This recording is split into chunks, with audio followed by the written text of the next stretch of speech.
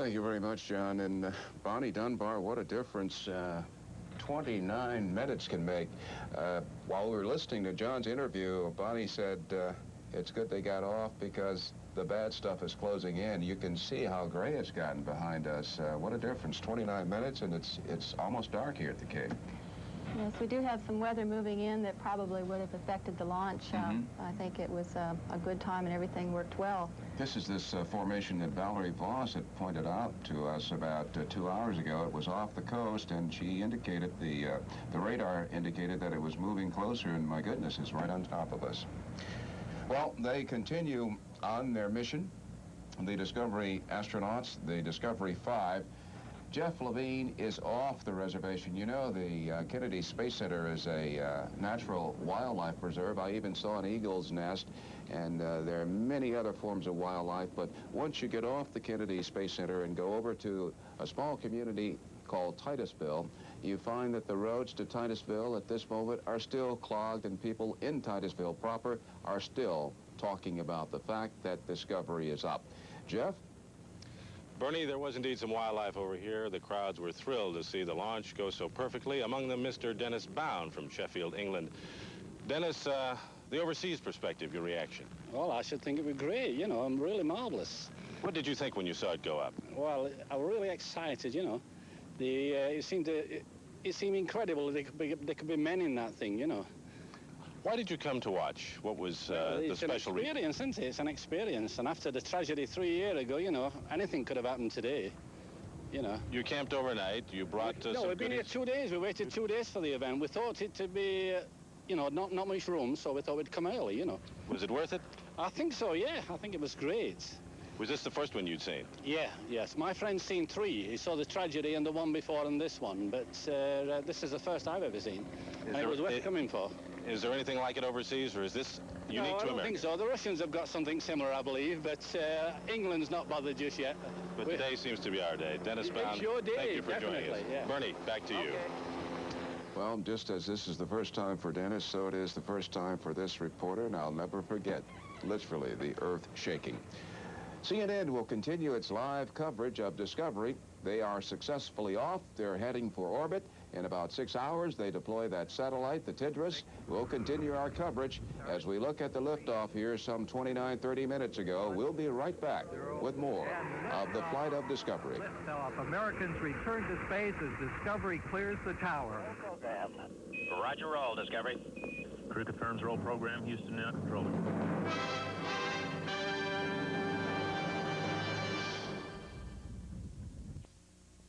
Go for main engine start. 7, 6. Main engine start. 3, 2, 1, 0, and liftoff. Liftoff. Americans return to space as Discovery clears the tower. Roger, roll, Discovery. Crew confirms roll program.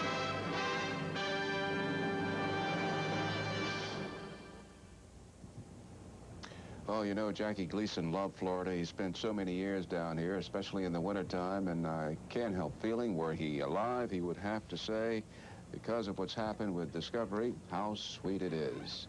We want to maintain the overview of this mission, so let's go to Tony Clark in Houston at Mission Control. Tony?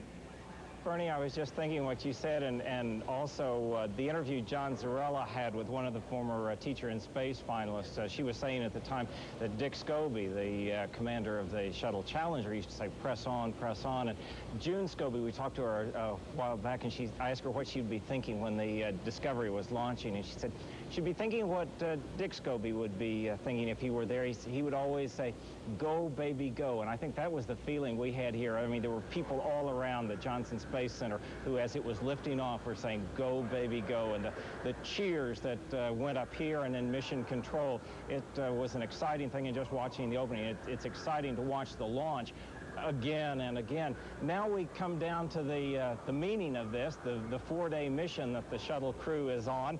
The crew has planned 4 days, a conservative mission, a mission aimed at not only launching the Tidris satellite and doing a half dozen, or a dozen rather, experiments, but it is also a mission aimed at checking the shuttle out as well. There have been scores of changes to the shuttle and the solid rocket boosters since the Challenger explosion 2.5 years ago. And though there have been repeated checks of the new designs, it is the launch itself which will be the ultimate shakedown test. The first few minutes are crucial. We're not doing much, but we are concentrating on watching what's happening. Because if something does happen that shouldn't happen, we have to be ready to cope with that. I don't think there's anybody in our office that has ever flown on the space shuttle that didn't realize that the first 2 minutes of flight are the most hazardous of the entire mission because of the requirement that the solid rocket boosters work the way they're designed. So, sure, we get to 2 minutes into flight and the solid rocket motors come off, then the first flight test objective is complete. Once in orbit, the 5 crew members, all veterans of previous space flights, will begin preparations to deploy the 5,000-pound tracking and data relay satellite called TDRS. The satellite will be released from the shuttle's payload bay just 6 hours into the mission. Later, a 2-stage solid rocket will boost the satellite to an orbit 22,000 miles high.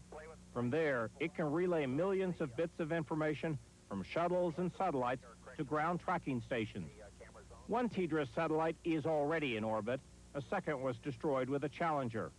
Eventually, NASA plans to have 3 TDRS satellites orbiting the Earth, allowing them to have communication with the shuttle throughout most of its orbits.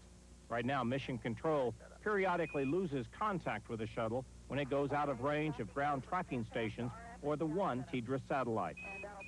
Once the satellite is deployed, the crew will turn its attention to nearly a dozen scientific experiments, including one designed to help AIDS research. It involves growing tiny crystals, which, because of the microgravity of space, grow in a way that makes it easier for researchers to determine the shape of the crystal's molecules. Then once they know the shape of these molecules, they can design another molecule, a drug, that fits in, locks in, and either enhances the action of this or disables it. In the case of this AIDS enzyme that we're carrying, that disables the enzyme that keeps the virus from reproducing. There were also experiments proposed by students, including one to test the strength of certain metals in weightless conditions. Once the experiments are underway, there's time for one of the fun parts of the mission, looking out the window. One of the best places is in the front window, not for taking pictures, but just for being a tourist, because we fly around upside down most of the time, nose forward. So you just get in the front windows there and kind of lay on the ledge like a lookout and just watch the horizon come toward you. Mike Lounge, Dick Covey, Rick Houck, Dave Hilmers, and Pinky Nelson have been preparing for this flight for 2 years. They are eager to get the mission underway. You've invested so much, and so many pieces have had to come together to get you there where you are, say, on your back a couple minutes before launch. Mostly you're praying and hoping that nothing goes wrong to screw it up. One of the things that some of the first shuttle tests have occurred already. Those first parts of the shakedown test, the SRBs appeared to work well on the launch. And one of the things that's going to happen now, we saw the SRBs, the solid rocket boosters, fall off as the shuttle climbed towards orbit. Now NASA will recover those solid rocket boosters and they will take a look at them. They will take them apart and they will examine them just to make sure that they work the way that they were supposed to work. And the goal there is to make sure not only that this was a safe flight, but that future shuttle flights are just as safe. Another thing that appeared to have worked well is the line of communications. As John Holloman reported earlier this morning, he said one of the things the Rogers Commission in investigating the Challenger disaster came up with was the need for better communication all up and down the lines of NASA, so that if someone, an engineer, anyone had a concern about the possibilities that something might happen to the shuttle, that information would get to the proper people. We heard right before launch a various checklist, everyone saying it's okay to launch, going up and down, opening the lines of communication. So another portion of this shuttle mission appears to be headed in the right direction, and we'll be following the shuttle mission throughout its 4 days. I'm Tony Clark, CNN, reporting live from the Johnson Space Center.